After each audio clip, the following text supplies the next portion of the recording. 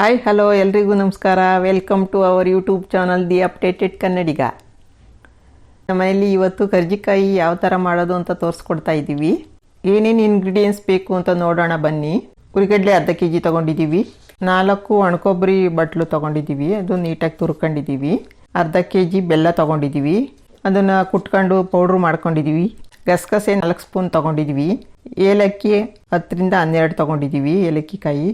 ಕಡಲೆಬೀಜ ಹುರಿದ್ಬಿಟ್ಟು ನೀಟಾಗಿ ಸಿಪ್ಪೆ ಎಲ್ಲ ತೆಗೆದಿದ್ದೀವಿ. ಇವಾಗ ಹೂರಣ ರೆಡಿ ಮಾಡ್ಕೊಳ್ಳೋಣ ಬನ್ನಿ. ಅರ್ಧ kg ಉರಿಗಡ್ಲೆ ತೊಗೊಂಡಿದ್ದೀವಿ, 4 ಬಟ್ಲು ಒಣಕೊಬ್ಬರಿ ತೊಗೊಂಡಿದ್ದೀವಿ, ತುರ್ದಿಕ್ಕೊಂಡಿದ್ದೀವಿ.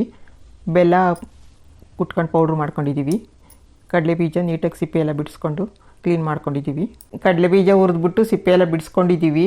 ಗಸಗಸೆ ಸ್ವಲ್ಪ ಬಿಸಿ ಮಾಡ್ಕೊತೀವಿ. ಇವಾಗ ಏಲಕ್ಕಿ ಕಾಯಿ 8 ರಿಂದ 10 ತೊಗೊಂಡಿದ್ದೀವಿ. ಎಲ್ಲ ಸ್ವಲ್ಪ ಬಿಸಿ ಮಾಡಿಬಿಟ್ಟು ಪೌಡ್ರು ಮಾಡ್ಕೊಳ್ಳೋಣ. ಉರಿಗಡ್ಲೆ, ಬೆಲ್ಲ, ಕಡಲೆಬೀಜ, ಗಸಗಸೆ ಎಲ್ಲವೂ ಸ್ವಲ್ಪ ಬಿಸಿ ಮಾಡ್ಕೊಂಡು ಎಲ್ಲ ಮಿಕ್ಸಿಗೆ ಹಾಕೊಂಡು ಪೌಡ್ರು ಮಾಡ್ಕೊಳ್ಳೋಣ. ನೋಡಿ ಎಲ್ಲ ಪೌಡ್ರಾಗಿದೆ, ನೀಟಾಗೆಲ್ಲ ಪೌಡ್ರಾಗಿದೆ.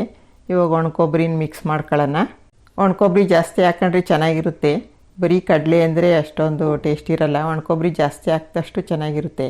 ಈ ಕರ್ಜಿಕಾಯಿ ಮಾಡೋದಕ್ಕೆ ಮೈದಾ ಎಲ್ಲ ರೆಡಿ ಮಾಡ್ಕೊಳ್ಳೋಣ. 1 ಬೌಲು ಮೈದಾ ತೊಗೊಂಡ್ರೆ ಅರ್ಧ ಬೌಲು ಚಿರೋಟಿ ರವೆ ತೊಗೊಂಡಿದ್ದೀವಿ.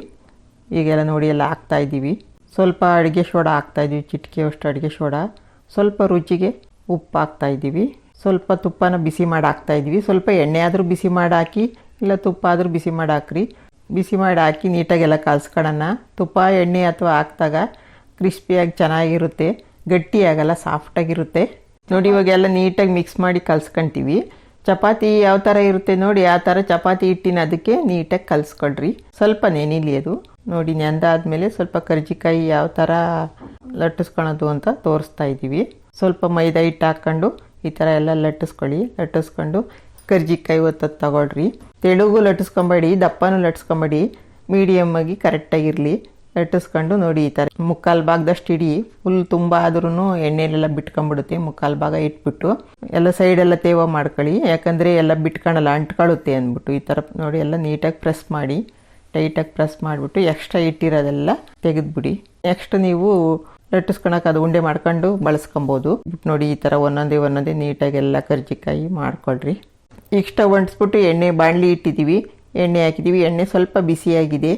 ಇವಾಗ ಕರ್ಜಿಕಾಯಿ ಒಂದೊಂದೇ ನೋಡಿ ಎಲ್ಲ ಹಾಕ್ತಾ ಇದ್ದೀವಿ. ಸ್ವಲ್ಪ ಫ್ರೈ ಆಗಲಿ, ಎಲ್ಲ ಗೋಲ್ಡನ್ ಬ್ರೌನ್ ಆಗಲಿ ನೀಟಾಗಿ. ನೋಡಿ ಎಲ್ಲ ಎಷ್ಟು ಚೆನ್ನಾಗಿ ಉಬ್ತಾ ಇದೆ, ನೀಟಾಗೆಲ್ಲ ಗೋಲ್ಡನ್ ಬ್ರೌನ್ ಆಗ್ತಾ ಇದೆ. ನೋಡಿ ಕರ್ಜಿಕಾಯಿ ಯಾವ ಥರ ಬಂದಿದೆ ಅಂತ. ನೀವು ನಿಮ್ಮ ಮನೇಲಿ ಟ್ರೈ ಮಾಡಿ ಯಾವ ಥರ ಬಂದಿದೆ ಅಂತ ನಮಗೂ ಕಮೆಂಟ್ ಮಾಡಿ ತಿಳಿಸಿ. ವಿಡಿಯೋ ನಿಮ್ಗೆ ಇಷ್ಟ ಆಗಿದ್ದರೆ ಲೈಕ್ ಮಾಡಿ, ಶೇರ್ ಮಾಡಿ, ಸಬ್ಸ್ಕ್ರೈಬ್ ಮಾಡಿ. ಇನ್ಸ್ಟಾಗ್ರಾಮಲ್ಲೂ ನಮ್ಮ ಚಾನಲ್ ಇದೆ, ಫಾಲೋ ಮಾಡಿ. ಮುಂದಿನ ವಿಡಿಯೋದಲ್ಲಿ ಸಿಗ್ತೀವಿ. ಅಲ್ಲಿವರೆಗೂ ನಮ್ಮ ವಿಡಿಯೋಗಳನ್ನು ನೋಡ್ತಾ ಇರಿ. Thank you, bye.